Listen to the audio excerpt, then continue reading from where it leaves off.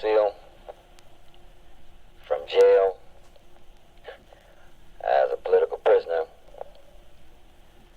I'm awaiting trial in Connecticut, but Hoffman sentenced me to 4 years for what he calls contempt of court. And anytime a man is demanding his lawful, legal, constitutional human rights to have a lawyer of his choice as it's interpreted by the United States Supreme Court, and or demand his right to defend himself, is not no contempt of court. The fact that a judge and or the prosecutor, Schultz and Ferran, would manipulate to stop me from exercising this constitutional right is an overt violation of my right to have a fair trial and many other rights. To be gagged like I was when they tried to shove wads of rag down my mouth in the lockup just outside the courtroom, etc. Forms of cruel and unusual punishment. Even being hit in the testes and the groin area, while gagged and shackled and bound to a chair, arms and legs, is overtly nothing less than what they intended to do, and that was to railroad me as they railroaded all of us, other 7 defendants rather. And I say that we have nothing else, no other alternative but to stand up and act like men and act like human beings and act like free men. Demand our constitutional right, even to the point of cussing the pig judge out when he overtly denies your constitutional right over and over and over. Let him know he's a fascist, a racist, and a pig. That's all he can be. That's what a Ku Klux Klansman is, and that's what a German Gestapo fascist was during World War II. And it's the same thing that's going on here in America. So power to the people, and the people should stand up, and the people should let the people know where it's at. And I will always let my people know, and all the people know, the American people know, that we want justice in America and refuse to accept any injustice. The essence of that trial was simply that Hoffman separated and segregated me from the trial when he could have done it in the beginning, because the jury was hip. One of the jury members cried, then he turned around and gave me 4 years for so-called contempt. Later for him, he's a pig, a fascist, and a racist. I say it then, and I say it now. Power to the people, and right on.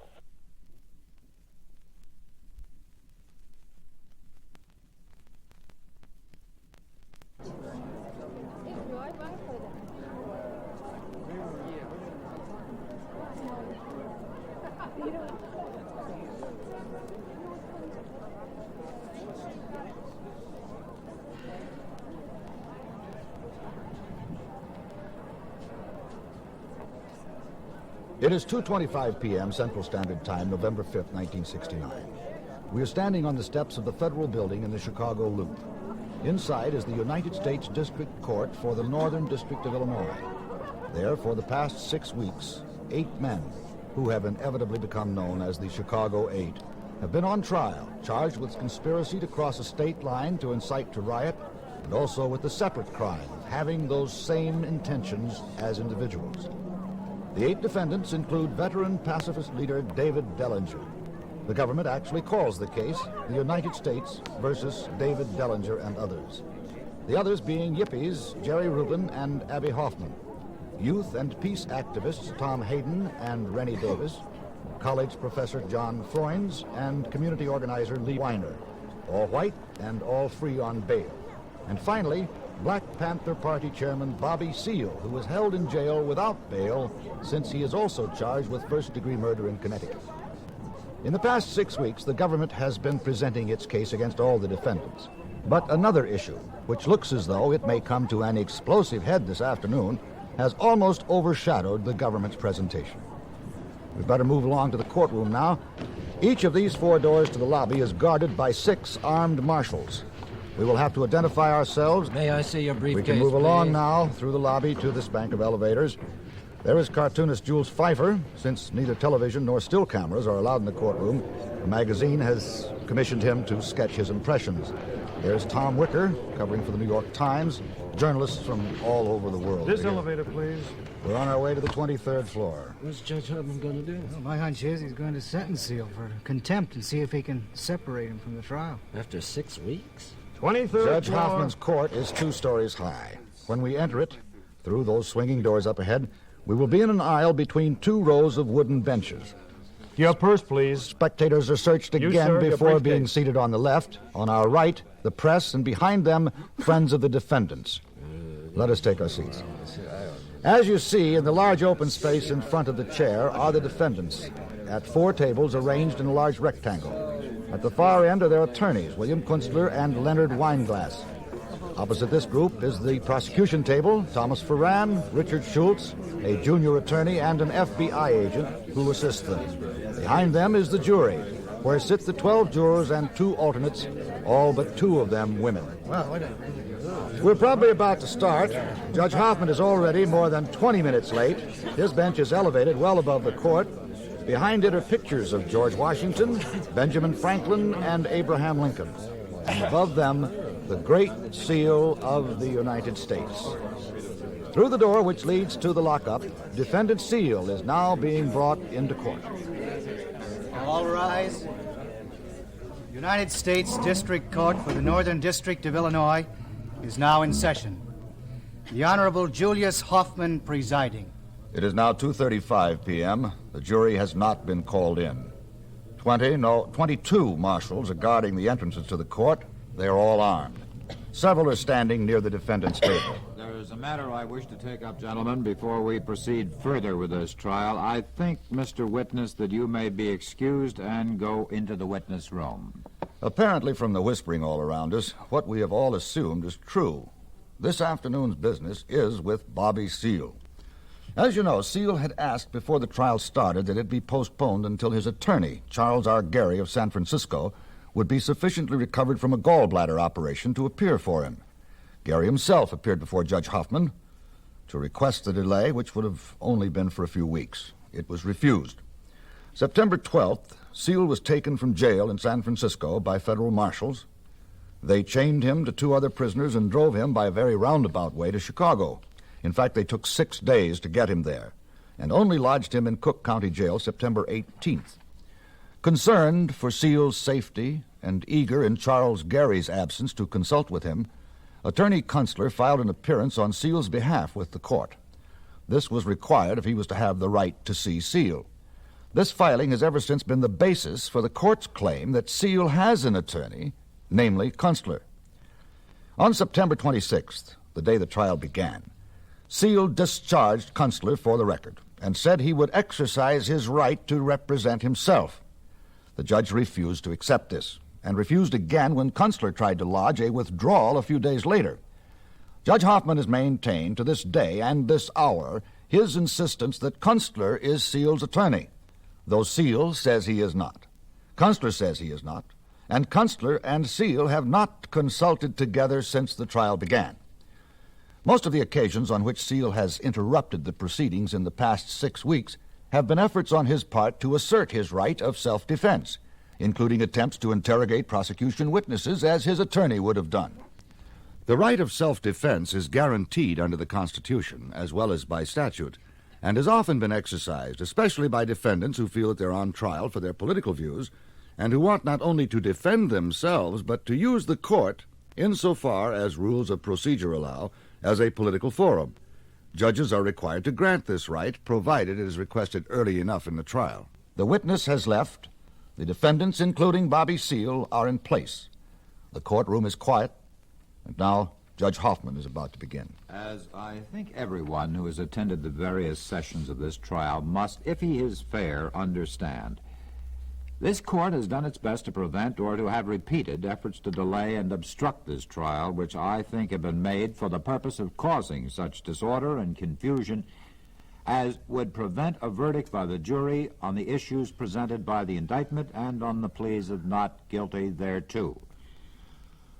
I must now, as I perceive my duty and obligation to be, take proper steps to ensure that the trial, as it continues, be conducted in an atmosphere of dignity, an atmosphere that the defendants and each of them are entitled to have prevail in the trial of this case. As we all know, the defendant Bobby G. Seale has been guilty of conduct in the presence of this court during this trial, which is not only contumacious in character, but the misconduct was of so grave a character as to continually disrupt the orderly administration of justice.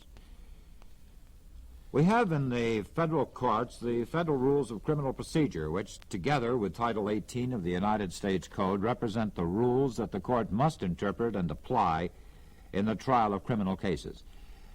And in conformity with Rule 42A of the Federal Rules of Criminal Procedure and Title 18, United States Code, Section 401, I certify at this time that I saw and overheard the conduct of the defendant, Bobby G. Seale, to which I shall refer during these observations, which conduct took place in the actual presence of the court during the trial of this case, which is entitled United States of America versus David Dellinger and others, the case number being 69CR180. The trial commenced on September 24, 1969, and has continued through this morning. I find not only from seeing and hearing the conduct to which I am about to refer, the conduct of the defendant Seale, but from reading the transcript of the proceedings, that the acts, statements, and conduct of the defendant Seale, which I shall specify here, each constitute a separate contempt of this court, and that each constituted a deliberate and a willful attack upon the administration of justice. That's a lie. In an attempt to sabotage the functioning of the federal judicial system. That's a lie. I stood up and spoke in behalf of myself. I stood up and spoke in behalf of my rights and make motions and requests. I don't permit anybody to speak while I am speaking. I stood up and I walked to the lectern and demonstrated the fact that I wanted to cross-examine the witnesses. You allowed these men here and Tom Hayden to go all the way to California to see about my lawyers, which indicated that I tried to persuade you again to recognize it. I was here no more than 5 minutes, and you're talking about disrupting the proceedings of the trial. That's a lie, and you know it's a lie. You're making it very difficult for me, Mr. Seale. You're making it very difficult for me, Judge Hoffman. I tried not to. I have done my best. I have done my best. I have a right to stand up and speak in my own behalf. I do, and you know it. You know you do not have the right to I have speak a right while to the speak. judge is speaking. I have a right to speak and make requests and make arguments and to demonstrate the fact that I want to cross-examine. When you say I disrupt, I have never tried to strike anybody. I've never tried to hit anybody, and you know it. Never. And in my arguments, my motions, I call you a racist, a fascist, and a pig. And that's what I consider you as. And my arguments and my motions will always carry that as long as my constitutional rights are being denied. So it's a lie, and you know it. I find, I repeat, that the acts, statements, and conduct of the defendant Seale, to which I shall refer specifically, each constituted a separate contempt of this court. That each constituted a deliberate and a willful attack upon the administration of justice in an attempt to sabotage the functioning of the federal judiciary system.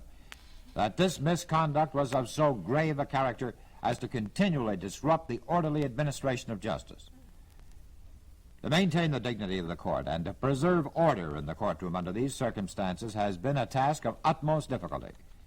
There were, accordingly, as the record shows clearly, repeated warnings and admonitions to the defendant Seale to cease this conduct, and there were warnings that it would be dealt with accordingly at an appropriate time. However, his continued disruptive conduct made it necessary for the court, for the first time within the experience of this court, to physically and forcibly restrain him. Even these measures proved insufficient because of the potential effect that the continuation of these activities might have had in the future on the administration of justice. In this case, I find it is necessary that I deal with his conduct at this time. I have endeavored on many occasions to make it clear to the defendant that his conduct was contumacious, but I was not successful, even right down to a few moments ago, in persuading him to so conduct himself as we expect individuals to conduct themselves in the courts of the federal system. As isolated excerpts from or references to the transcript can give but a partial view of the acts, statements, and conduct to which I refer, I make the entire record part of these proceedings. And the court also notes that a reading of this record cannot and does not reflect the true intensity and the extent of the disruption which, in some instances, were accompanied by physical violence. That's a lie! Which occurred in the presence of the court. That is a lie! I never attacked anyone, you know it! And I never struck anyone, you know it! A week ago, Seale addressed a group of Panthers in the spectators section. We of the press heard him tell them to remain cool, but to defend themselves if attacked by marshals. When Judge Hoffman entered the court a few minutes later, Assistant U.S. Attorney Schultz reported this to him as a threat of attack on the court. Seale objected vigorously to this interpretation, but in vain. Accordingly, I will stand up in any court in America and say that. Accordingly, I adjudge the defendant Bobby Seale guilty of the several criminal contempts to which I shall refer. In citing these specific acts and statements of the defendant Seale as contemptuous, the court has selected only the most flagrant ones. On Friday, September 26, 1969, during the motion session prior to the time opening statements were made, the defendant Seale addressed the court in the following manner. I am constantly denied this right of legal defense of counsel of my choice who is affected by the judge of this court. And I can only see the judge as a blatant racist of the United States court. Just a minute. With gross prejudicial error towards all defendants and myself. Just a minute. What did you say? Read that, Mr. Reporter. I said if my constitutional rights are denied, as my constitutional rights have been denied in the past, in the course of this trial, etc., then the tenor is an act of racism, and me, a black man, there seems to be a form of prejudice against me, even to the other defendants on the part of the judge. That is item number 1. Number 2, during the morning session on October 14, 1969, while the court, Assistant United States Attorney Schultz and defense counsel Mr. Weinglass were engaged in a colloquy, the defendant Seale interrupted Mr. Weinglass, and the following occurred. Hey, you don't speak for me. I would like to speak on behalf of my own self and have my own counsel handle my case in behalf of myself. And how come I can't speak in behalf of myself? I'm my own legal counsel. I don't want these lawyers to represent me. You have a lawyer of record, and he has been of record here for you since September 24. I have been arguing that before the jury heard one shred of evidence. I don't want these lawyers because I can take up my own legal defense. And my lawyer is Charles Garrett. I direct you, sir, to remain quiet. And just be real. Will you remain quiet? I want to defend myself. Do you mind, please? Let the record show the defendant Seale continued to speak after the court courteously requested him to remain quiet. Item number 3. During the morning session of October 16, 1969, out of the presence of the jury, while the witness Oklepek was testifying, a colloquy began between the court, a marshal, and Mr. Kunstler.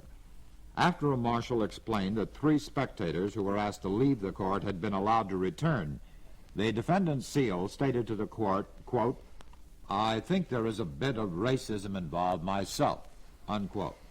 They were black spectators. When defense attorney Kunstler objected to their ouster, they were readmitted. The marshal said he thought one of them had been sleeping. Item number 4. During the afternoon session on October 20th, 1969, out of the presence of the jury, the defendant Seale presented and extensively argued a motion to be permitted to defend himself. At the conclusion of the argument, the jury returned to the courtroom, and the following occurred. Is there any cross-examination of this particular witness? I would like to say, Judge, that you have denied my motions to defend myself, and you know that the jury is prejudiced against me. I will ask you to sit down. You know that. You know that the jury can't go home to their loved ones and their homes, and you know that they have been made prejudiced against me. Ladies and gentlemen of the jury, you are excused. Early in the trial, 2 jurors had received threatening letters signed the Black Panther. These letters were then turned over to the judge, who showed one of them to the first of the 2 jurors and asked whether she could continue to keep an open mind. She said that she could not and was dismissed. She added that she had not seen the letter until the judge had shown it to her, since her parents had opened it in her absence and delivered it immediately to the FBI. The second juror said that she was not bothered by the letter. Nevertheless, the entire jury has been locked up for the rest of the trial. They have been made prejudiced against me, I know. I should be allowed to defend myself. I should be allowed to speak so I can defend myself. Be quiet. Don't tell me to shut up. I've got a right to speak. I need to speak to defend myself. Mr. Seale, I must admonish you that any outburst such as you have just indulged in will be appropriately dealt with at the right time during this trial, and I must order you not to do it again. In other words, Judge... And if you do, you do it at your own risk, sir. In other words, you're saying you're going to put me in contempt of court for speaking on behalf of myself. I will not argue with you. Mr. Marshall... Is that what you're saying to me? I mean, I want to be clear. I want you to be quiet. That is all. You have a lawyer to speak for. Of course, because I want to speak in behalf of myself. I didn't put you there, sir. But because I'm speaking on behalf of myself, to have a right to speak to defend myself. Yes, sir. If the court pleases, there's one thing that has not been stated. This is Prosecuting Attorney Richard Schultz speaking. The jury is prejudiced against me, all right, and you know it. Because of those threatening letters. Those so-called jive threatening letters. You know it's a lie. How can that jury possibly give me a fair trial? Mr. Marshall, will you go to that man and ask him to be quiet? I will speak for myself. They can't speak on behalf of myself. I still want to defend myself. I know I have a right. I just want to let him know that racist, that fascist, you know the black man tries to get a fair trial in this country. The United States government, Nixon and the rest of them. Go ahead and continue. I'll just sit back here and watch it get railroaded. If the court please, there is one thing that has not been placed on the record. The fact that since the trial began, in fact, I think since September 24, as far as I know, and I think this is 100% accurate, whenever the defendants have wanted to meet with Mr. Seale and the lawyers, the marshals have made arrangements to bring them to a room where all of them could get together, where Mr. Seale and the defendants and the lawyers have all met and consulted at every occasion that they have so requested. It has been done on a regular basis since the trial did begin. I just thought that should be on the record. If there is any statement by defense counsel to the contrary, since I'm not at the meetings and I don't know how many times they have asked the marshals to meet, I think they should so state now. I would like to put something on the record. Now, you weren't there in that room unless you got a tape recorder in there. I am asking you to keep quiet. That man is lying on me. All right. I met with these defendants and argued with these so-called cats about so-called defending me. I want that on the record, too. Item number 5. During the morning session on October 22nd, 1969, while argument on a motion of attorney William Kunstler for leave to withdraw as counsel for the defendant Seale, the following occurred in open court. Can I speak on that and answer his arguments? No, this is not your motion, sir. Your motion has been decided. In other words, I can't speak in behalf of myself. Not at this time, sir. Why not? This is your lawyer's motion. That ain't my lawyer. This is not your motion. This is the motion of Mr. William Kunstler for leave to withdraw as your lawyer. Well, this man has misconstrued a whole lot of things concerning my rights to defend myself, and he knows he did. They can't jack you up and get you to sit up there and say rotten, crazy stuff concerning my rights to defend myself. I would request the marshal to ask the young man to sit down. I want my right to defend myself. And this man knew. I indicated to him he was not my counsel at the very beginning when I first got here and arrived and was put in jail. That motion, since you will not listen to the court, you may sit down. Have him sit down, Mr. Marshal. I still want my right to defend myself. A railroad operation, you know it. From Nixon on down. They got you running around here violating my constitutional rights. Item number 6. During the morning session on October 22nd, 1969, in the presence of the jury, prosecuting attorney Schultz is speaking. Your Honor, before the next witness testifies, would it be possible if the court would permit the government... Well, we haven't offered the picture, as a matter of fact. We have the picture of the boy with the Black Power symbol fist on his sweatshirt that was identified by Officer Tobin and Carcerano as the boy... The government's exhibit number 14. That's the one. We're going to move to offer that exhibit in evidence at that Well, show time. it to the counsel. That is no Black Power sign. Somebody correct the court on that. That is not the Black Power sign. It's power to the people. The marshal, will you stop the talking, please? Yes, but it's still wrong, Judge Hoffman. It is not the Black Power sign.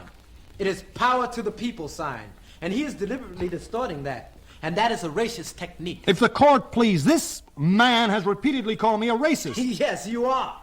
You are, Dick Schultz. And called Mr. Foran a racist. Ladies and gentlemen of the jury, I will ask you to leave the court. Mr. Marshal, remove the ladies and gentlemen of the jury.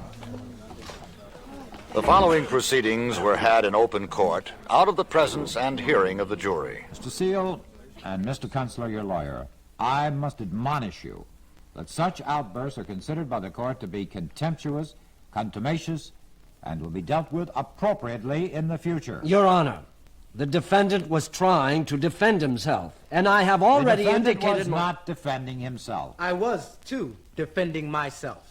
Anytime someone gives me the wrong symbol in this courtroom, he's deliberately... He is not addressing me with authority. Distorting and putting it on the record. Instruct that man to keep quiet. I want to defend myself and ask him if he isn't lying. He's going to put that lying crap on the record. No, sorry, huh? I'm not going to sit here and get that on the record. I'm not going to, at least I'm going to let it be known request that you understand that this man is erroneously representing symbols directly related to the party in which I am chairman. Item number 7.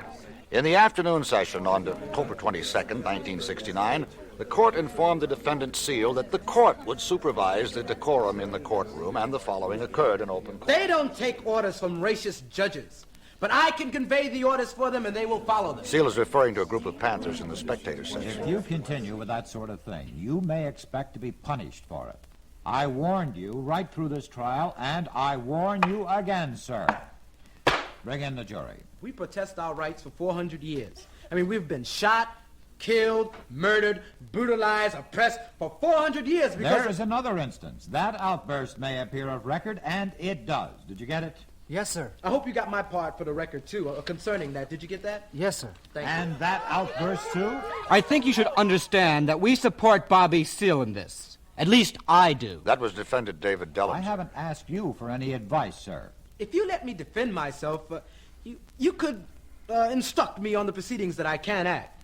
But all I have to do... You will have to be quiet. All I have to do is clear the record. I want to defend myself on behalf of my constitutional rights. Let the record show the defendant Seale has refused to be quiet in the face of the admonition and the direction of the court. Let the record show that Bobby Seale speaks out on behalf of his constitutional rights. His rights to defend himself, his rights to speak on behalf of his constitutional rights in this courtroom. And again, let the record show that he has disobeyed the order of the court. Bring in the jury, Mr. Please Marshall. do. At the opening of the morning session on October 27th, 1969, the following occurred in open court. Ladies and gentlemen of the jury, good morning. Good morning, ladies and gentlemen of the jury. As I said before, I hope you don't blame me for anything. Mr. Marshall, will you tell that man to sit down? Take a seat, Mr. Seale. Mr. Marshall, I think Mr. Seale is saying something there. I know I'm saying something. You know I'm getting ready to speak out on behalf of my constitutional rights again, don't you? I will ask you to sit down, sir. Sit down. You also know that I'm speaking out for the right to defend myself again, don't you? Because I have a right as a defendant, don't I? I will have to add on, Mr. Schultz. Sit down, Mr. Seale. What about my constitutional rights to defend myself and have Your my lawyer? constitutional You rights. have been denying them. You have been denying them. Every other word you said is denied, denied, denied. And you're beginning to oink in the faces of the masses of people of this country. That's what you're beginning to do. You're beginning to represent the corruptness of this rotten government for 400 years. Mr. Seale, will you sit down? Why don't you just try knocking me in the mouth? Try that. Sit down. Ladies and gentlemen of the jury, I regret I will have to excuse you. Hey, I hope that you don't blame me for anything. I mean, those false lying notes and letters that were sent that said the Black Panther Party threatened that jury. And that's a lie, and you know it's a lie. And the government did it to taint that jury against me. The following proceedings were had in open court out of the presence and hearing of the jury. You got that? That racist, fascist administrative government with its Superman notions and comic book politics. We're hip to the fact that Superman never saved no black people. You got that? I might say, Your Honor, you know that I have tried to withdraw from this, and you know that Mr. Seale... I don't know what you've tried to do, Mr. Kunstler. I know that your appearance is of record, and I know I have your assurance orally of record that you represent this man. You have a withdrawal of that assurance, Your Honor. You knew that on September 30th. You knew that Mr. Seale had discharged You represent him, and the record shows it. Your Honor, we can't go on those semantics. This man wants to defend himself. This isn't semantics. I'm not fooled by all this business. I still demand the right to defend myself. You're not fooled. After you've walked over people's constitutional rights? Sit down, Mr. After you have walked over people's constitutional rights. The 6th Amendment, the 5th Amendment, and the phoniness and the corruptness of this very trial. For people to have the right to speak out. Freedom of speech, freedom of assembly, etc. And you did everything you could with those jive lying witnesses up there, presented by those pig agents of the government to lie and say and condone rotten racist fascist crap by racist cops and pigs that beat people over the heads. and I demand my constitutional right. Demand. Bring in the jury. The marshal, bring in the jury, please. Item number 9. During the direct examination of the witness William Frappoli on October 27th, 1969, the following occurred. I object to that because my lawyer's not here. I have been denied my rights to defend myself in this courtroom, and I object to this man's testimony against me because I have not been allowed my constitutional rights. I repeat to you, sir, that you have a lawyer. Your lawyer is Mr. Kunstler, who represented to the court that he represents you. He does not represent and me. He has filed an appearance. Ladies and gentlemen, I will excuse you. May I say I have withdrawn or attempted to withdraw. The defense filed a motion before the jury heard any evidence, and I object to that For testimony. your information, sir, I do not hear parties to a case who are not represented by lawyers. You are represented by a lawyer.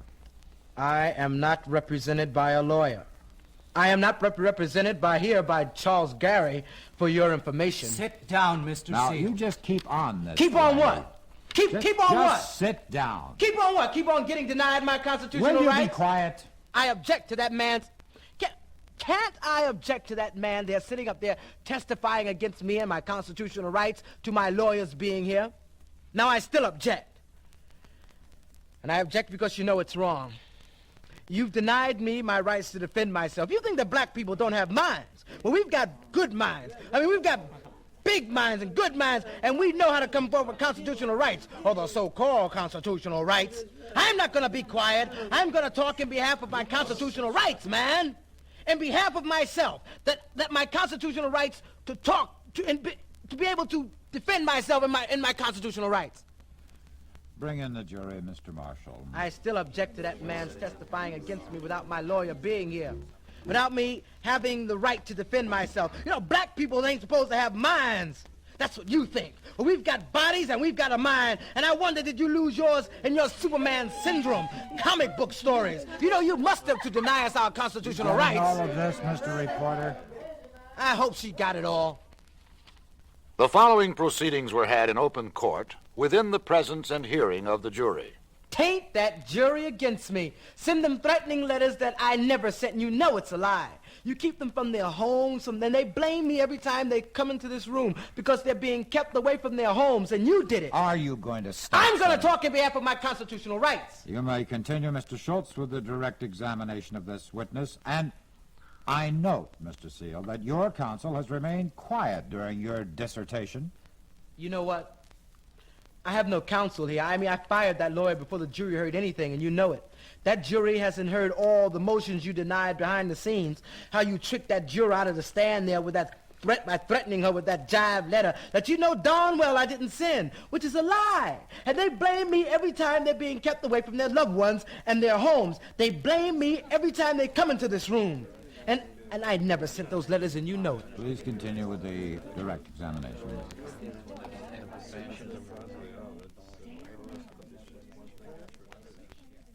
On October 28, 1969, this is item number 10. On October 28, 1969, during the afternoon session, while the witness William Frappoli was testifying on cross-examination, the following occurred in open court. Mr. Weinglass, do you want to cross-examine this witness? I would like to request to cross-examine this witness. You have a lawyer here. This man is not my lawyer.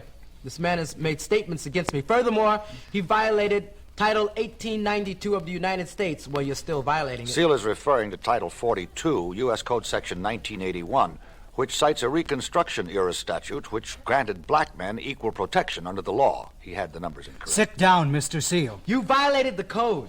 You violated, and you won't recognize it. So I would like to cross-examine the witness. Will you sit down, sir? I still want to cross-examine the witness. Well, you may not. May I remove the jury, please? Ladies and gentlemen of the jury, you may be excused. After the jury was excused, the defendant Seale continued to refuse to obey the order of the court to remain silent. Thereupon, the following occurred in open court. Let the record show that the defendant... Let the record show you violated that. And a black man cannot be discriminated against in relationships to his legal defense. And that is exactly what you have done. You have, you know. Let the record show that. The record shows exactly to the contrary. Let the record show that you violated my constitutional rights. I want to cross-examine the witness. I want to cross-examine the witness. Bring in the jury, Mr. Marshall, and we will let them go for the evening. I admonish you, sir, that you have a lot of contemptuous conduct against you. I admonish you. You are in contempt of the people's constitutional rights. You are in contempt of the constitutional rights of the masses of people of the United States. You are the one in contempt of the people's constitutional rights. I am in contempt of nothing. You are the one who is in contempt. The people of America need to admonish you and the whole Nixon administration. Let me cross-examine the witness. You won't even let me read my statements this morning, my motions this morning concerning the fact that I want a copy of the transcript for my own legal defense. Bring in the jury. Is he getting the jury? Yes, Your Honor. Well, tell him just to bring him before the box. I want to cross-examine the witness. Let the record show that the judge was laughing. Yes, he is laughing. Who made that remark? The defendant, Hayden, Your Honor, made the remark. And me. Let the record show that... I still want to cross-examine the witness to defend myself. The jury was then returned to the courtroom to be excused for the day, during which time the defendant Seale continued to speak. Thereafter, the following occurred in open court. You may sit down. I must admonish the defendant and his counsel. Counsel ain't got nothing to do with it.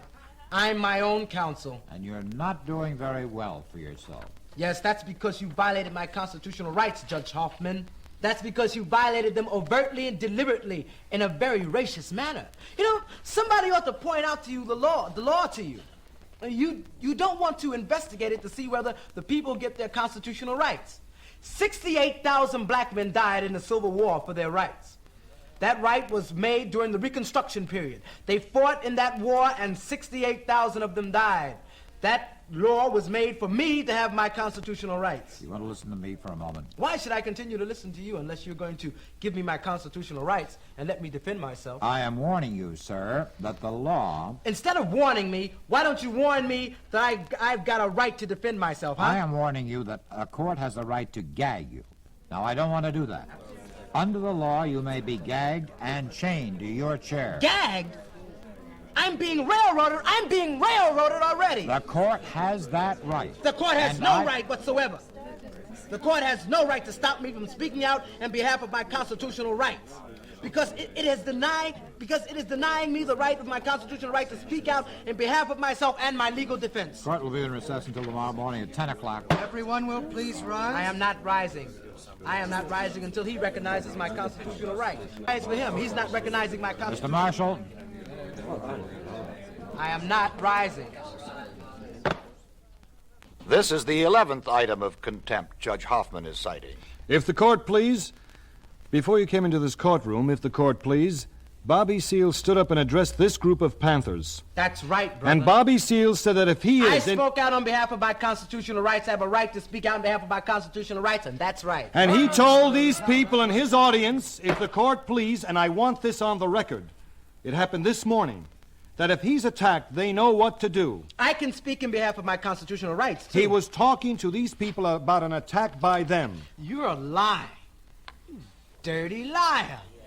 I told them to defend themselves. You're a rotten, racist, pig, fascist liar. That's what you are.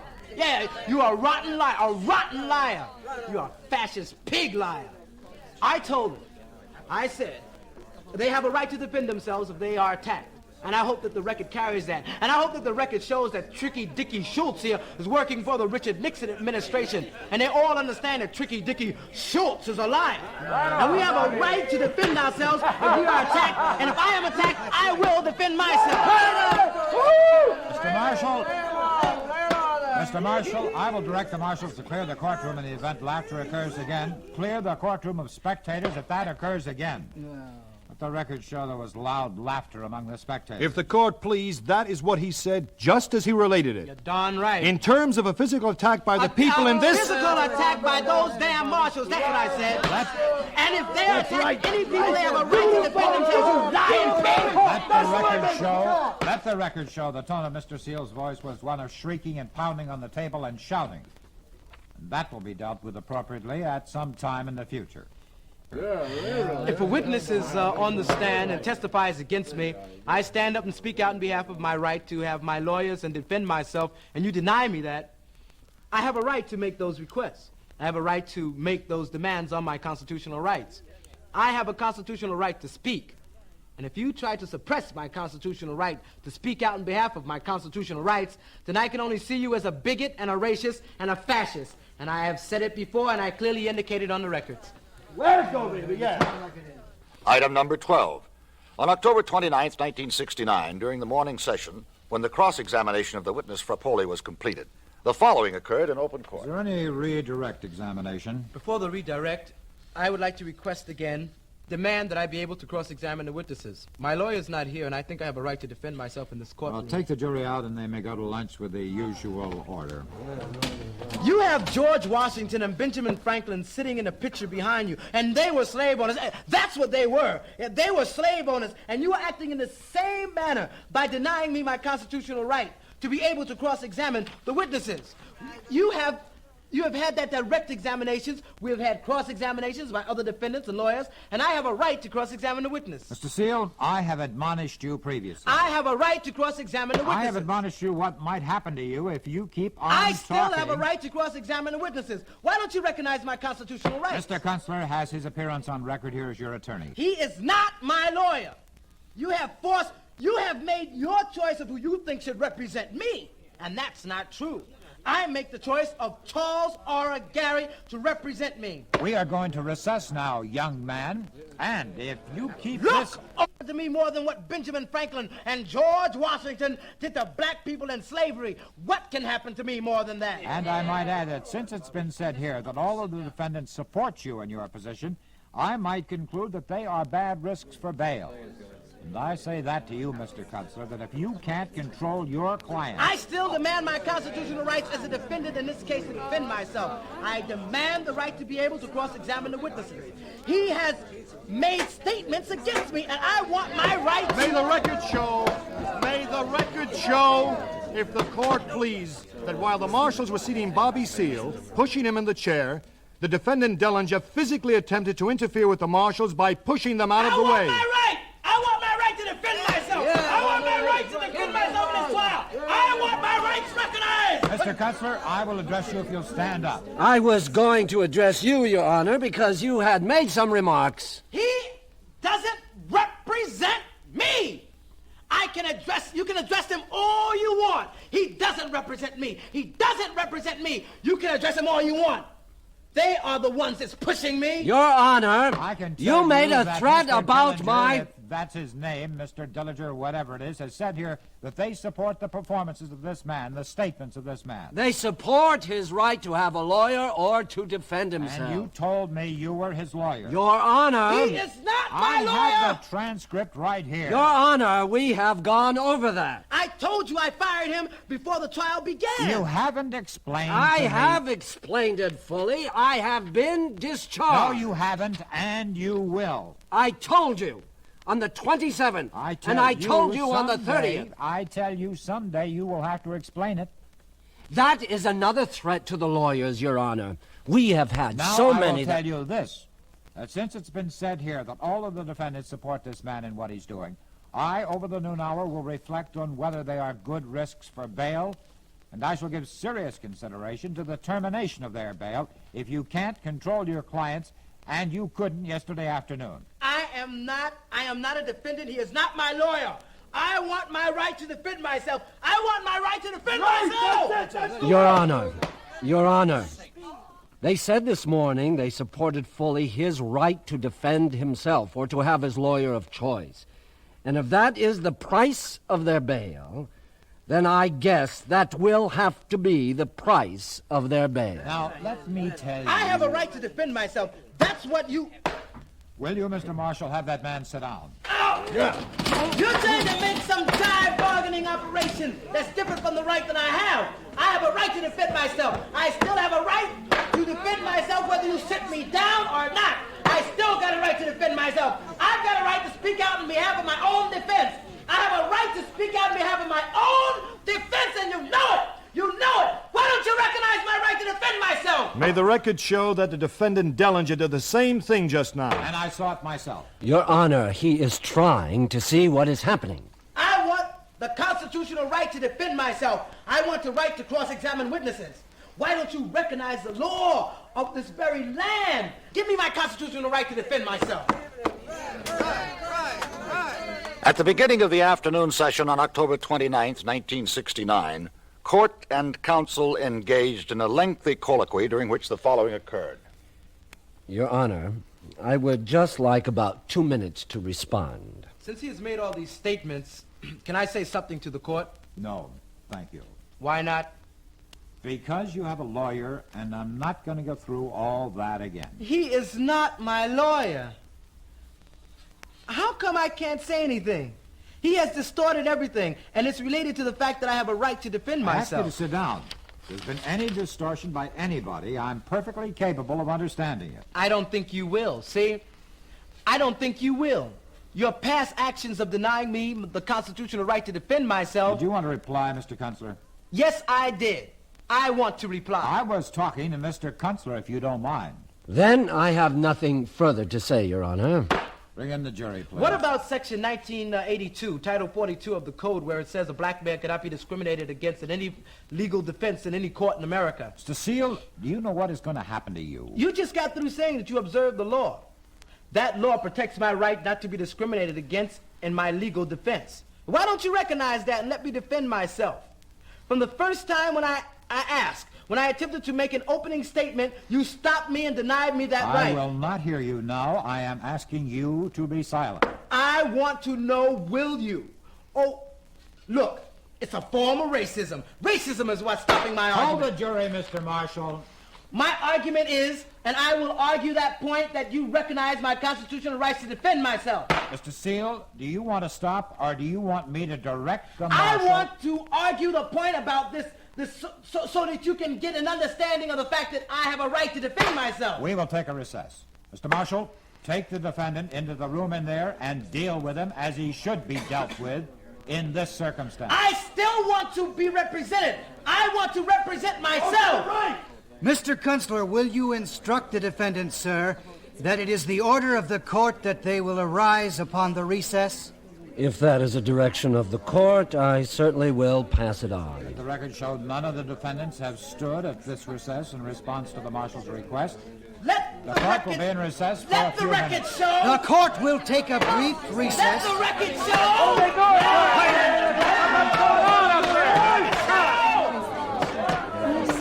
The court thereupon ordered the defendant Seale removed from the courtroom, at which time he was forcibly restrained by binding and gagging. The defendant Seale was then returned to the courtroom, but continued to shout through the gag. The court then ordered the marshal to reinforce the gag. The gag was then reinforced, and the defendant Seale was returned to the courtroom.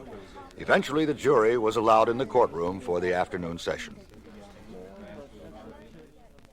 Item number 14. The next day, October 30th, 1969, at the opening of the morning session, the court ordered the marshal to adjust the restraint on the defendant Seale after he had complained of discomfort. Upon the request of Mr. Weinglass and with the agreement of Mr. Schultz, Judge Hoffman ordered the marshal to loosen the elastic bandage which has begun to choke Mr. Seale. I will excuse you, ladies and gentlemen, with the usual admonition. The following proceedings were had in open court out of the presence and hearing of the jury. Your Honor, are we going to stop this medieval torture that is going on in this courtroom? I think this is a disgrace. This guy is putting his elbow in Bobby's mouth, and it wasn't necessary at all. This is no longer a court of order, Your Honor. This is a medieval torture chamber. It is a disgrace. They are assaulting the other defendants also. Look at that! Your Honor, this is an unholy disgrace to the law that is going on in this courtroom, and I, as an American lawyer, feel a disgrace. Created by Mr. Kunstler. Created by nothing other than what you have done to this man. You come down here and watch it, Judge. May the record show that the outbursts are by the defendant Reuben. Somebody going to protect him. Your Honor, may the record show that is Mr. Dellinger saying someone go to protect him, and the other comment is by Mr. Reuben. And my statement, too. Everything you say will be taken down. Your Honor, we would like the names of the marshals. We are going to ask for a judicial investigation of the entire condition and entire treatment of Bobby Seale. You ask for anything you want. When you begin to keep your word around here that you gave the court, perhaps I just feel so utterly ashamed to be an American lawyer at this time. You should be ashamed of your conduct in this case, sir. Thereafter, because of the chaos in the courtroom, the morning session of court recessed. During the afternoon session on Thursday, October 30th, 1969, the following occurred. I would like to cross-examine the witness. Ladies and gentlemen of the jury, I will have to excuse you. My constitutional rights have been violated. The direct examination is over, and cross-examination is over, and I would like to cross-examine the Please witness. be quiet, sir. I will order you to be quiet. I have a right to cross-examine the witness. I want to cross-examine the witness at this time. I object to you not allowing me to cross-examine the witness. You know I have a right to do Ladies and so. gentlemen of the jury, you're excused until tomorrow morning at 10 o'clock. I must order you not to talk with anybody about this case or let anybody speak with you about it. Do not read the newspapers or any other journals. Do not listen to radio or television or look at television. And if anybody attempts to communicate with you about this case in any manner, please get in touch with the United States Marshal, who will in turn lay the matter before me. You're excused until tomorrow morning at 10 o'clock. Mr. Marshal, you may take the jury out. Now, I want to tell you, Mr. Seale, again, and I thought you were going to adhere to my directions. You sat there and did not, during this afternoon, intrude into the proceedings in an improper way. I never intruded until it was the proper time for me to ask and request and demand that I have a right to defend myself. I have a right to cross-examine the witnesses. I sit through other cross-examinations, and after the cross-examinations were over, I demanded my right to cross-examine the witnesses, and in turn demanded my right to defend myself. Since you cannot sit up here and continue to deny me my constitutional rights to defend myself. I sit throughout cross-examinations, and I have never said anything. I am not attempting to disrupt this trial. I'm attempting to get my right to defend myself recognized by you. You have employed one of the most competent lawyers I have ever seen. He is not employed by me. He is not, and you know that Charles R. Gary is my only lawyer, and he's not here. And I have a written appearance here in his own handwriting. I fired him.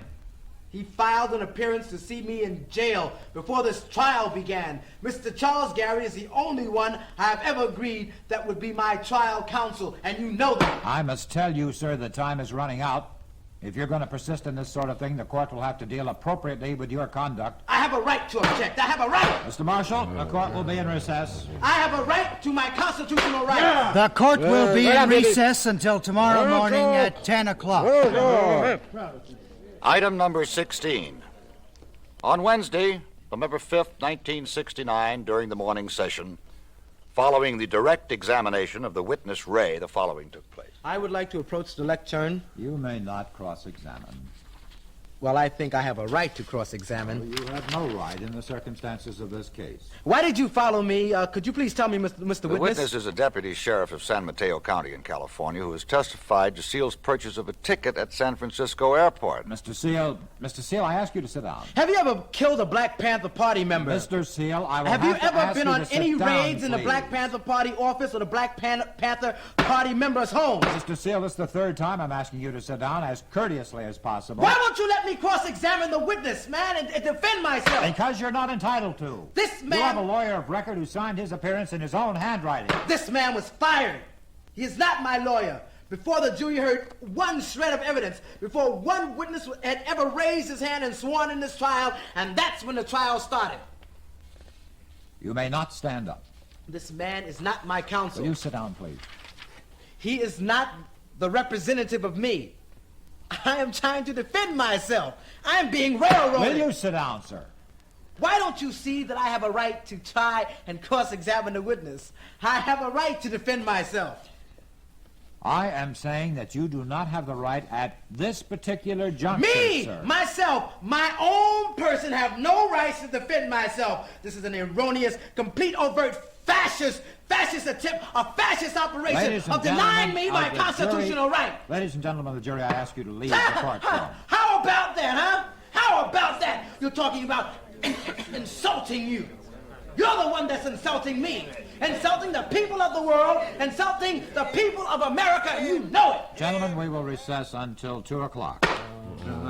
Ordered that pursuant to the authority vested in the court by Rule 42A of the Federal Rules of Criminal Procedure and by Title 18, United States Code Section 401, the defendant, Bobby Seale, will be punished for contempt. I will hear from you, Mr. Constable. Your Honor, I have already indicated that because I have been discharged, I can say nothing for Mr. Seale. He wants to be his own attorney, as Your Honor has read at least 30 or 40 times from your own opinion. And I think that I would be derelict in my duty to my understanding of my right and liability as an attorney here were I to speak for him now. Mr. Seale, You have a right to speak now. I will hear you. For myself? In your own behalf, yes. How come I couldn't speak before?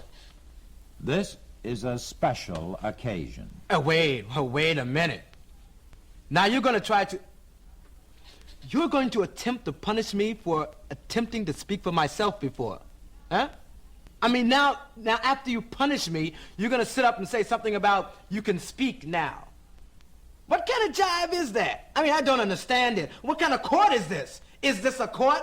You know, it must be a fascist operation like I see it in my mind, you know? I don't understand you. I am calling on you. You just read a complete record of my trying to persuade you, trying to show you, demonstrate my rights, demonstrating to you the need, and showing you all this stuff about my rights to defend myself. My rights to defend myself, history, slavery, etc. And you're going to sit there and say something about, okay, you can talk now. What am I supposed to talk about?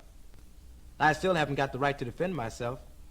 I would like to talk about that. I would like to, since you're letting me stand up and speak, can I talk in behalf of, can I defend myself? You may speak to the matters that I have discussed here today, matters dealing with your contemptuous conduct. The law obligates me to call on you to speak at this time. About what? About the fact that I want a right to defend myself? That's all I'm speaking about. No, about possible punishment for contempt of court. Punishment? You've punished black people all your life. I mean you. They even say that you own a factory that produces raw material to kill people in Vietnam, you know? So it's nothing. I mean, death is nothing. I mean, if that's what you're talking about, I mean, putting me in jail or in prison or handling people and all that stuff, I have nothing to say about that. But I have something to say about the fact that I want to defend myself still. I want my right to be able to stand up and cross-examine the witnesses. I want that. So I don't know what you're talking about. I have tried to make it clear. All you've made clear to me is that you don't want me, you refuse to let me. I mean, you will not go by my persuasions, my arguments, my motions, my requests to the extent of even having to shout aloud to get on the record, so that me half the time. You don't want to listen to me. You don't want to let a man stand up and contend to tell you that that man is not my lawyer, show you and point out the fact. In fact, made motions and told you that I fired the man. And to stand up here and say, look, I have a right to defend myself continuously over and over again. Even to the point where just recently, Friday, you recognized that I did have only one lawyer by letting this man and Thomas Hayden go all the way to talk to Charles Gary to see about coming out here for me. Which begins to show me that I am beginning to persuade you to do something. At least allow somebody to investigate my situation. And now what are you talking about? I mean, now all of a sudden on the record. I want to make it clear. I don't want to be questioned any further. The law gives you the right to speak out now in respect to possible punishment for contempt of court, sir. Well, the first thing, I'm not in contempt of no court. I know that. I know that as a person and as a human being, I have the rights to stand up in the court and use his constitutional rights to speak in behalf of his constitutional rights. And that's very clear, I hope. That's all I have to say. I still want to cross-examine the witnesses. I make those requests. I make my motions and I make those requests. And I will continue to make those requests, hoping that once in one way along this trial, you will recognize my rights as a human being, as a black man living under the scope and influence of a decadent America, where the government of the United States does not recognize the black man's constitutional rights, and have never recognized them since 1867, to the Dred Scott case situation. In a period of slaves, you have never recognized them, and here you are now. And all I can say is that you're probably acting in the same manner as Benjamin Franklin and George Washington. And we're hep to that kind of business. Oh, but you are mistaken about that. Oh, yes, you're acting in the same manner as those courts acted in those period of slavery history, and you know it. That's what you're doing. You know, if a black man stands up and speaks, if a black man asks for his rights, if a black man demands his rights, if a black man requests his rights, what do? You start talking about punishment. If a black man gets up and speaks on behalf of the world... Are you addressing me, sir? I'm talking, and you see I'm talking. That's right, but if you address me, you're going to have to stand. Stand? Oh, stand now. Now, let's see. First you said I couldn't stand. Well, I've got a suit. and I'm going to a higher court, possibly to the highest court in America.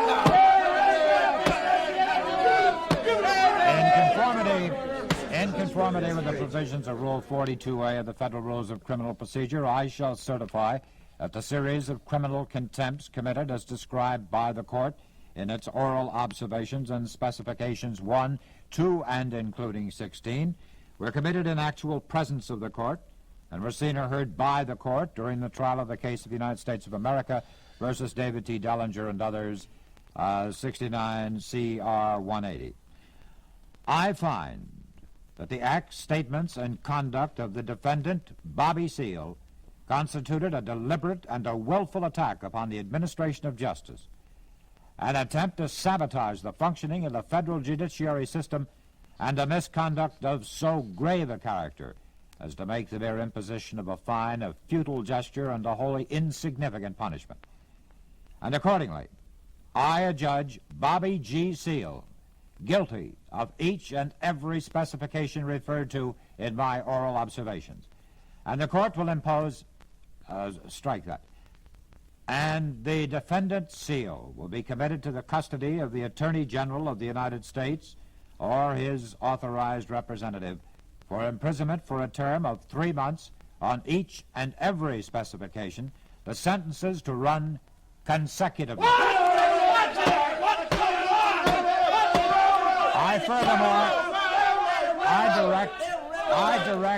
I direct the United States Attorney to prepare from the oral remarks I made here a certificate of contempt for my signature together with the judgment and commitment orders. How soon? You'll have to get the reporter to have that written up for you. How soon, Mr. Reporter, will it be before it's written? I'm glad I've got both of you here today. 6 o'clock. Well, get it to Mr. Ferran as soon as you can, and then I'll ask Mr. Ferran to get the certificate to me, and the case will be continued until tomorrow morning.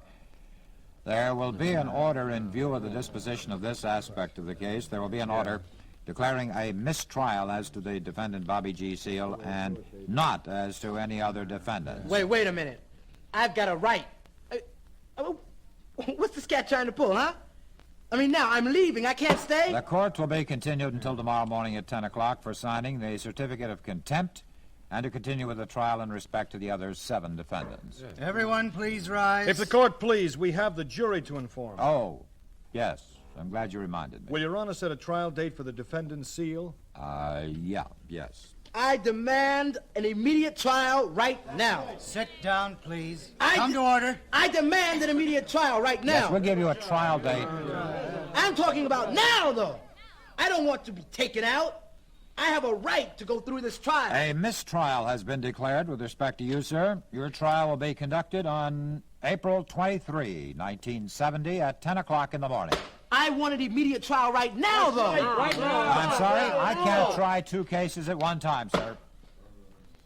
Ladies and gentlemen of the jury, I deeply regret having to keep you confined in the jury room this long, but there were matters the court had to consider with the parties and the counsel out of your presence. Since it is now nearly 4:15, we'll be in recess until 10 o'clock tomorrow morning. The usual orders not to talk with anybody about this case or let anybody speak with you about it. Do not discuss the case among yourselves. Do not read the newspapers or any other journals. Do not listen to radio or television or look at television. If anybody attempts to talk with you about this case, please communicate with the United States Marshal, who will in turn lay the matter before me. Mr. Marshal, the court will be in recess until 10 o'clock tomorrow morning. Everyone will please rise. I still want an immediate trial. You can't call this a mistrial. I'm being put in jail for 4 years for nothing. I want my